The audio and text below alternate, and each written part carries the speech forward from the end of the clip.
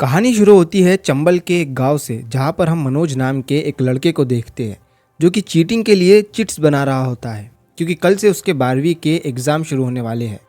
तभी वहां पर एक पोस्टमैन आता है मनोज के पिताजी का सस्पेंशन लेटर लेकर। मनोज के पिताजी गांव के ही किसी ऑफिस में एक छोटे से कर्मचारी थे, लेकिन अब उन्हें सस्पेंड कर दिया गया था क्योंकि मनोज के पिताजी बहुत ही ईमानदार थे और घूस नहीं लेते थे।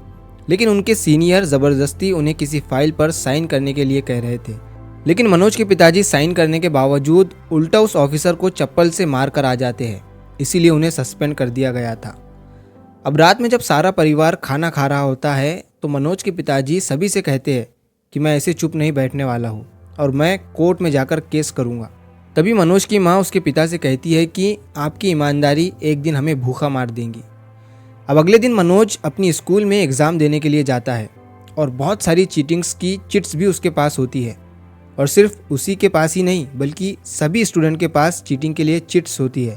तभी वहाँ पर एक मास्टर जी आते हैं और सभी बच्चों से कहते हैं कि जिसने भी चीटिंग के लिए चिट्स लाई है वो सारी चिट्स बाहर फेंक दो, क्योंकि मैं खुद तुम्हें बोर्ड पर पूरा पेपर लिख कर देने वाला हूँ। ये सुनकर सभी बच्चे खुश हो जाते हैं और तभी एग्ज़ाम के बीच में ही वहाँ पर डीएसपी दुष्यंत सिंह आ जाते हैं और स्कूल वालों को चीटिंग कराते हुए पकड़ लेते हैं। तभी स्कूल का प्रिंसिपल डीएसपी साहब को समझाते हुए कहता है कि ये तो विधायक जी की बैठी बिठाई व्यवस्था है, अगर हमने इन बच्चों की मदद नहीं की तो इनमें से कई बच्चे 12वीं पास ही नहीं कर सकते हैं, और अगर हमने इनकी थोड़ी मदद कर दी तो ये बच्चे 12वीं पास करके छोटी मोटी जॉब तो कर ही लेंगे। तभी डीएसपी साहब प्रिंसिपल से कहते हैं कि इन बच्चों के बीच में उन बच्चों का लॉस होता है जो मेहनत करते हैं, पढ़ाई करते हैं, लेकिन आप जब इन्हें चीटिंग कराते हो तो वो बच्चे पीछे रह जाते हैं। प्रिंसिपल डीएसपी को घूस भी देने की कोशिश करता है और विधायक जी को कॉल भी करता है, लेकिन डीएसपी किसी की नहीं सुनते हैं और प्रिंसिपल को अरेस्ट करके वहाँ से चले जाते हैं। अब अगले दिन मनोज के पिता कोर्ट में केस करने के लिए चले जाते हैं शहर, और कुछ दिनों के बाद जब 12वीं का रिजल्ट आता है तो मनोज और मनोज का भाई दोनों भी 12वीं में फेल हो जाते हैं। अब मनोज के पिताजी तो जा चुके थे शहर और ये दोनों भी भाई 12वीं में फेल हो गए थे, तो घर में अब पैसों की प्रॉब्लम शुरू हो जाती है। तो मनोज और उसका भाई मिलकर एक टेम्पो जैसा सवारियों को ले जाने के लिए जुगाड़ बनाते हैं और वो उसी से पैसे कमाने लगते हैं। लेकिन एक दिन उन्हें विधायक जी का बस ड्राइवर पकड़ लेता है और उन्हें ऐसा करने से मना करता है, क्योंकि इनकी वजह से उसके बस में लोग नहीं जा रहे थे। तभी वहाँ पर उन लोगों के बीच में हाथापाई हो जाती है, जिसके बाद पुलिस वाले मनोज और मनोज के भाई को जेल में बंद कर देते हैं और उन्हें मारने लगते हैं। तभी मनोज लॉकअप के अंदर से पुलिस वाले से कहता है कि मुझे तुम एक बार बाहर आने दो, मैं तुम्हें जान से मार दूंगा। ये सुनकर पुलिस वाला गुस्से में लॉकअप खोल देता है और मनोज से कहता है कि अब तुम मुझे मार के बता। और तभी मनोज वहाँ से भाग जाता है और सीधा जाता है डीएसपी के घर, और डीएसपी के घर के बाहर जोर जोर से चिल्लाने लगता है, जिसके बाद डीएसपी बालकनी में से कहते हैं कि कल आना। लेकिन मनोज फिर से चिल्लाते हुए डीएसपी से कहता है कि वो मेरे भाई को मार डालेंगे, और फिर वो डीएसपी से कहता है कि अगर आप उस दिन एग्ज़ाम सेंटर पर ना आते तो मैं पास हो जाता, और आज अब मैं आपको चलने के लिए बोल रहा हूँ तो आप नहीं आ रहे हैं। ये सुनकर डीएसपी दुष्यंत सिंह मनोज को लेकर पुलिस स्टेशन पहुँचते हैं, जिसके बाद उस पुलिस स्टेशन का इंस्पेक्टर मनोज के भाई को छोड़ देता है। अब मनोज और उसके भाई को डीएसपी खुद घर छोड़ने के लिए अपनी जीप में बिठाते हैं। और दोस्तों, यहाँ पर आता है इस कहानी का टर्निंग पॉइंट, जब मनोज डीएसपी को देखते हुए मुस्कुरा रहा था, क्योंकि उसे उनका बिहेवियर दूसरे पुलिस वालों की तरह नहीं लगा था। और तभी वो डीएसपी से कहता है, सर मुझे आपके जैसा बनना है, उसके लिए मुझे क्या करना पड़ेगा? तो डीएसपी साहब मुस्कुराते हुए मनोज से कहते हैं कि सबसे पहले तुम्हें चीटिंग छोड़नी पड़ेगी। ये कहकर वो वहाँ से चले जाते हैं। अब अगले साल फिर से जब 12वीं के एग्ज़ाम होते हैं तो डीएसपी दुष्यंत सिंह का तो ट्रांसफ़र कहीं और कर दिया गया था, इसीलिए चीटिंग सभी के लिए अलाउ कर दी गई थी। लेकिन अब की बार मनोज चीटिंग नहीं करता है। मनोज ने उसी दिन ठान लिया था कि मुझे डीएसपी बनना है। उसने 12वीं की पढ़ाई शुरू कर दी थी, इसीलिए अब वो चीटिंग के भरोसे एग्ज़ाम नहीं देता है और वो 3rd डिवीज़न से पास भी हो जाता है। अब मनोज को डीएसपी बनने के लिए ग्वालियर जाना था, जिसके लिए उसके पास पैसे नहीं थे। तभी उसकी दादी उसे बुलाती है और उनके पास उनकी जो ज़िंदगी भर की जमा पूंजी थी वो निकाल कर वो सब मनोज को दे देती है और उसे देखकर कहती है कि तू एक दिन डीएसपी ज़रूर बनेगा। अब दोस्तों, मनोज बस में बैठकर ग्वालियर जाता है कि तभी उसकी आंख लग जाती है और उसका बैग चोरी हो जाता है। उस बैग में उसका सब कुछ था, उसके दादी के दिए हुए पैसे भी। अब इतने बड़े शहर में वो आ चुका था अपने परिवार से दूर, और उसके पास कुछ भी नहीं था। जैसे तैसे करके मनोज एक रात उस शहर में गुजारता है, और जब अगले दिन वो उठता है तो उसे पता चलता है कि जिस एग्ज़ाम की तैयारी करने के लिए वो यहाँ आया था उन्हें पोस्टपोन कर दिया गया है, और अब वो 3 साल के बाद होने वाले हैं। ये सुनकर मनोज बहुत ही उदास हो जाता है, और अब उसके पास घर जाने के लिए भी पैसे नहीं थे। तो 3 दिन तक वो इस शहर में ही रहता है, और अब उसे भूख भी लगने लगी थी। तभी वो एक कैंटीन के बाहर जाकर खड़ा हो जाता है, और फिर काउंटर पर जाकर उस कैंटीन के मालिक से कहता है कि आप मुझे खाने के लिए कुछ दे दो, जिसके बदले में मैं आपके बर्तन धो दूंगा। कैंटीन का मालिक अच्छा होता है और उसे खाना दे देता है। यहाँ पर मनोज की मुलाकात होती है पांडे नाम के एक लड़के से।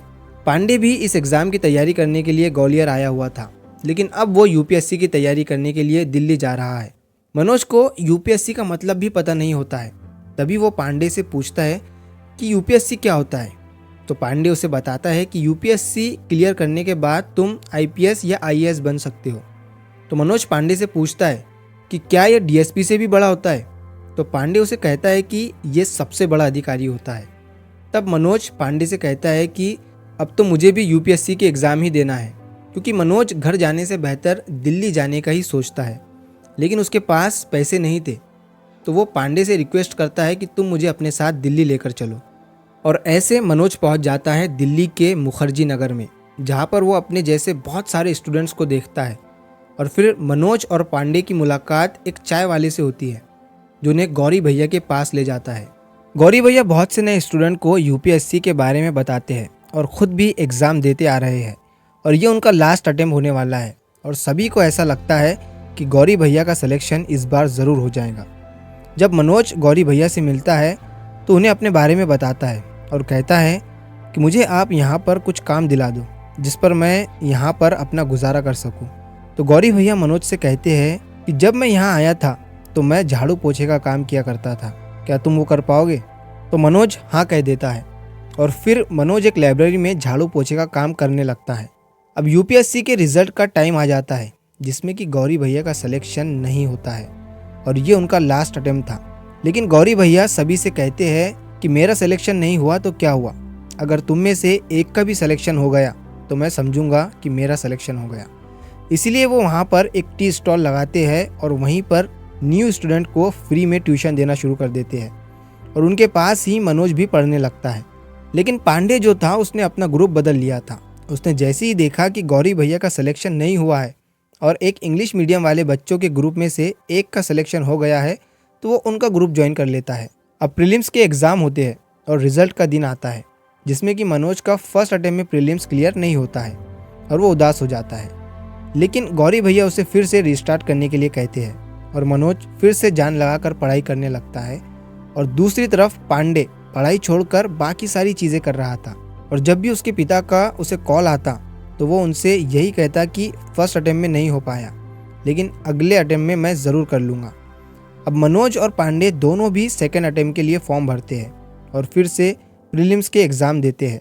जब दूसरी बार प्रीलिम्स का रिज़ल्ट आता है तो उसमें मनोज का प्रीलिम्स क्लियर हो जाता है, लेकिन पांडे का नहीं होता। अब मनोज को मेंस क्लियर करना था, जिसके लिए वो पढ़ाई शुरू कर देता है और उसे एक कोचिंग की ज़रूरत होती है।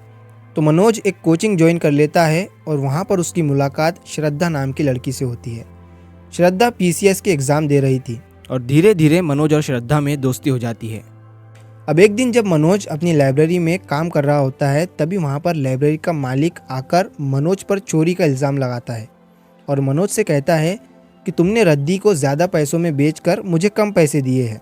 जिस पर मनोज उन पर गुस्सा हो जाता है और कहता है कि मैं बेईमान नहीं हूँ और बेईमानी का काम नहीं करता हूँ। अब मनोज को वो लाइब्रेरी वाले वहाँ से निकाल देते हैं। मनोज भी लाइब्रेरी छोड़कर कहीं गायब हो जाता है, बिना पांडे और श्रद्धा को बताए। फिर एक दिन पांडे मनोज को ढूंढते हुए एक गली में पहुँचता है, जहाँ पर मनोज एक आटे की चक्की चला रहा होता है। पांडे उससे देखकर हैरान हो जाता है और उससे पूछता है कि क्या तुमने पढ़ाई छोड़ दी? तो मनोज कहता है कि मेरी मेंस की तैयारी शुरू है और मैं यहीं पर ही काम भी कर रहा हूँ और पढ़ाई भी।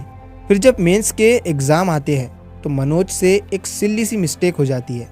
एग्ज़ाम में टूरिज़्म के बारे में एक जगह पर लिखना था, लेकिन गलती से मनोज ने उसे टेररिज्म पढ़ लिया था। और उसने टेररिज्म पर लिखकर आ गया था। अब मनोज पूरी तरह से टूट जाता है और वो अपने घर चला जाता है।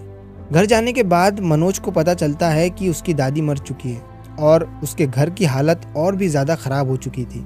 उसके पिता अभी तक कोर्ट कचहरी में ही लगे हुए थे, जिस पर मनोज की माँ उसे अपने पास बिठाकर कहती है कि बेटा तू फिक्र मत कर, ये सब तो चलता ही रहता है, तू फिर से कोशिश कर और इस बार अफसर बनकर ही आना। ये सुनकर मनोज में एक जुनून आ जाता है और वो फिर से उस चक्की पर जाता है और काम करता है और वो और भी ज़्यादा मेहनत से पढ़ाई करने लगता है। कुछ दिनों के बाद उसके पिता भी उससे वहाँ पर मिलने आते हैं और जब वो उस गली में जाकर अपने बेटे की हालत देखते हैं तो रोने लगते हैं और वो मनोज से कहते हैं कि बेटा मैंने बहुत लड़ाई लड़ी कोर्ट में, लेकिन मैं हार गया। ये दुनिया ईमानदारों के लिए नहीं है, मैंने हार मान ली। अब तू भी मेरे साथ गाँव चल, ऐसे यहाँ पर इस हालत में मत रहे। तो मनोज अपने पिता से कहता है कि पिताजी अब मैं एक बड़ा अफसर बनकर ही गाँव में आऊँगा। ये सुनकर उसके पिताजी अपने गांव चले जाते हैं। अब मनोज फिर से कोचिंग भी जाने लगा था। फिर मेंस का जब रिजल्ट आता है तो मनोज उसमें फेल हो जाता है। उसी दिन मनोज और पांडे के बीच में श्रद्धा को लेकर झगड़ा भी हो जाता है। पांडे मनोज से कहता है कि तू तब तक ही एग्ज़ाम नहीं निकाल सकता है जब तक तू श्रद्धा से दूर नहीं रहेगा, क्योंकि श्रद्धा तुझे डिस्टर्ब करती है। और अब श्रद्धा मनोज से कहती है कि मनोज, तुमने एक बार मुझसे पूछा था कि तुम मुझसे प्यार करती हो या नहीं। अगर तुम मुझसे प्यार करती हो तो मैं ज़मीन आसमान एक कर दूंगा और कुछ भी करने के लिए तैयार हूँ। अब मैं तुम्हें कह रही हूँ कि मैं तुमसे प्यार करती हूँ। अब जाओ और यूपीएससी का एग्ज़ाम क्लियर करके आओ। अब मनोज के अंदर फिर से ताकत आ जाती है रीस्टार्ट करने की। तभी गौरी भैया भी उसे कहते हैं कि मनोज तुम अब से काम नहीं करोगे, तुम्हारा सारा काम मैं करूँगा और तुम्हें पैसे भी मैं ही दूंगा। तुम सिर्फ अच्छे से खाओ पियो और पढ़ाई पर ध्यान दो, क्योंकि अगर तुम्हारी जीत होगी तो मैं समझूंगा कि मेरी जीत हो गई। अब मनोज पूरी मेहनत से पढ़ाई करने लगता है और श्रद्धा और गौरी भैया उसे हौसला देते हैं। अब फिर से मनोज का प्रीलिम्स निकल जाता है, लेकिन पांडे का नहीं निकलता और पांडे को अब मनोज पर जलन होने लगी थी। जब मनोज पांडे से अपने घर कॉल करने के लिए मोबाइल मांगता है तो पांडे गुस्से में मनोज से कहता है कि तुम्हारा प्रीलिम्स निकल रहा है पर मेरा नहीं। तुम्हें तो यूपीएससी का यू भी नहीं आता था, तुम्हारी टिकट मैंने भरा था, तुम्हें दिल्ली मुखर्जी नगर मैं लेकर आया था। तभी मनोज पांडे से कहता है कि तुम मुझे देखकर जेलसी फील मत करो, तुम्हारा तो यूपीएससी में इंटरेस्ट ही नहीं था, तुम तो सिर्फ अपने पिता के लिए ये सारे एग्जाम दे रहे थे, तुम वो करो जो तुम्हें अच्छा लगता है। ये सुनकर पांडे फिर से आग बबूला हो जाता है और मनोज पर भड़क जाता है। मनोज वहाँ से चला जाता है, लेकिन थोड़ी देर के बाद पांडे नशे की हालत में श्रद्धा के घर पर कॉल करके उसके पेरेंट्स को ये बताता है कि आपकी लड़की दिल्ली में किसी लड़के के साथ घूम रही है, जिस पर श्रद्धा के पिताजी भड़क जाते हैं। लेकिन श्रद्धा जैसे तैसे करके उन्हें समझाती है, क्योंकि उसका भी पीसीएस का इंटरव्यू था और वो मनोज को कॉल करके मनोज को बताती है कि किसी ने मेरे घर पर कॉल करके हमारे बारे में गलत बातें बताई है। तभी मनोज को पता चलता है कि पांडे को पुलिस वालों ने रोड पर मिसबिहेव की वजह से अरेस्ट कर लिया है और मनोज पुलिस स्टेशन जाता है और पांडे को वहाँ से छुड़ा लेता है। पांडे नशे में होता है और तभी मनोज पांडे का मोबाइल चेक करता है तो उसे पता चलता है कि श्रद्धा के घर पर कॉल करने वाला कोई और नहीं बल्कि पांडे ही था। पांडे मनोज से माफ़ी मांगता है और कहता है कि मैं गुस्से में था और नशे की हालत में भी। अब मनोज पांडे को माफ़ कर देता है और फिर मनोज का मेंस भी क्लियर हो जाता है और अब बारी आती है इंटरव्यू की। साथ ही साथ श्रद्धा ने भी अपने पीसीएस के एग्ज़ाम को क्लियर कर लिया था और उसका सिलेक्शन भी हो गया था। अब श्रद्धा मनोज के साथ इंटरव्यू के लिए जाती है और मनोज जब इंटरव्यू के लिए अंदर जाता है तो वहाँ पर चपरासी मनोज से कहता है कि तुम्हारा इंटरव्यू लेने वाला बहुत ही अकड़ू है और उसे ये मत बताना कि तुम 12वीं में फेल हुए हो, और अगर किसी ने पूछा तो ये बताना कि जब तुम 12वीं में फेल हुए थे तो एग्ज़ाम के टाइम पर तुम्हारी तबीयत ख़राब हो गई थी, इसी की वजह से तुम 12वीं में फेल हो गए। मनोज इंटरव्यू देने के लिए अंदर जाता है तो सबसे पहला सवाल इंटरव्यूअर उससे यही पूछते हैं कि तुम पहली बार 12वीं में फेल हुए थे और दूसरी बार 12वीं में 3rd डिवीज़न से पास हो गए, ये सडनली इतना बदलाव कैसे आया? क्या तुमने दूसरी बार चीटिंग की थी? तो मनोज उन्हें सब कुछ सच सच बता देता है और वो ये कहता है कि मैंने दूसरी बार चीटिंग नहीं की थी और पहली बार मुझे चीटिंग करने नहीं दिया गया था, क्योंकि हमारे गांव में कोई नए डीएसपी साहब आए हुए थे जिनकी वजह से हम चीटिंग नहीं कर पाए थे। और वो उन्हें सब कुछ बता देता है, जिसके बाद वो लोग मनोज को 2 मिनट के लिए बाहर जाने के लिए कहते हैं और अंदर कुछ डिस्कशन करते हैं। अब मनोज जब बाहर खड़ा हुआ था तभी उसका हाथ अपने कोट के पॉकेट में जाता है। वो देखता है कि श्रद्धा ने उसके लिए एक चिट्ठी पॉकेट में रखी थी। जब मनोज उसे खोलकर पढ़ता है तो श्रद्धा ने उसके लिए ये लिखा था कि तुम चाहे आईपीएस बनो या ना बनो, तुम चाहे चक्की चलाओ या फिर लाइब्रेरी में साफ सफाई का काम करो, मैं तो तुमसे ही शादी करूंगी। ये सुनकर मनोज के अंदर एक पॉजिटिविटी आ जाती है और उसे फिर से अंदर बुलाया जाता है। इंटरव्यूअर मनोज से कहता है कि तुम्हें तो इंग्लिश भी नहीं आती है, तुम देश को कैसे चलाओगे। तो मनोज एक गिलास में पानी मांगता है। वहाँ पर कांच के गिलास में उसे पानी दिया जाता है। तभी मनोज उनसे कहता है कि मुझे कांच के गिलास में नहीं बल्कि स्टील के गिलास में पानी चाहिए। तो वो लोग मनोज से कहते हैं कि पानी तो तुम कांच के गिलास में भी पी सकते हो। तो मनोज उनसे कहता है कि यही बात तो मैं आपको समझाना चाहता हूँ कि पानी चाहे स्टील के गिलास में पियो या फिर कांच के गिलास में, प्यास तो बुझ ही जाती है। इसीलिए देश को चलाने के लिए हिंदी या इंग्लिश या फिर किसी भाषा का आना ज़रूरी नहीं है। तभी उनमें से एक आदमी मनोज से कहता है कि हम ये कैसे मान ले कि जब तुम दूसरी बार 12वीं में पास हुए तब तुमने चीटिंग नहीं की थी, और तुम्हारे गांव में कैसे सबको चीटिंग अलाउ कर दी जाती है। तो मनोज उनसे कहता है कि सर यही सब कुछ तो मैंने देखा है और इन्हीं चीज़ों को मैं बदलना चाहता हूँ। ये बात उन लोगों को अच्छे से समझ आ जाती है और मनोज वहाँ से चला जाता है। अब आता है इस कहानी का अंत, जब यूपीएससी का फाइनल रिजल्ट आता है। मनोज और उसके दोस्त लिस्ट में उसका नाम ढूंढते हैं और तभी उन्हें मनोज का नाम उस लिस्ट में दिखाई देता है, जिसे देखकर सब लोग खुश हो जाते हैं और मनोज तो शॉक में आ जाता है। उसे यकीन ही नहीं होता है कि उसने ये करके दिखा दिया। जिस बंदे को यूपीएससी का मतलब नहीं पता था उसने उस एग्ज़ाम को क्रैक करके दिखा दिया। तभी मनोज अपने घर पर कॉल करके ये बात अपने घर वालों को बताता है, जिसे सुनकर पूरा परिवार रोने लगता है। और उसके पिताजी कॉल पर उससे सिर्फ एक ही बात पूछते हैं कि तेरा सिलेक्शन हो गया, और मनोज हाँ कहता है। वैसे ही वो मोबाइल देकर वहाँ से जाने लगते हैं। तो मनोज की माँ उनसे पूछती है कि आप कहाँ जा रहे हो। तो मनोज के पिता कहते हैं कि मेरे उन सीनियर्स को बताने जा रहा हूँ जिन्होंने मुझे सस्पेंड कर दिया था कि उन्होंने एक आईपीएस के बाप से पंगा लिया है। मनोज ये सुनकर हंसने लगता है।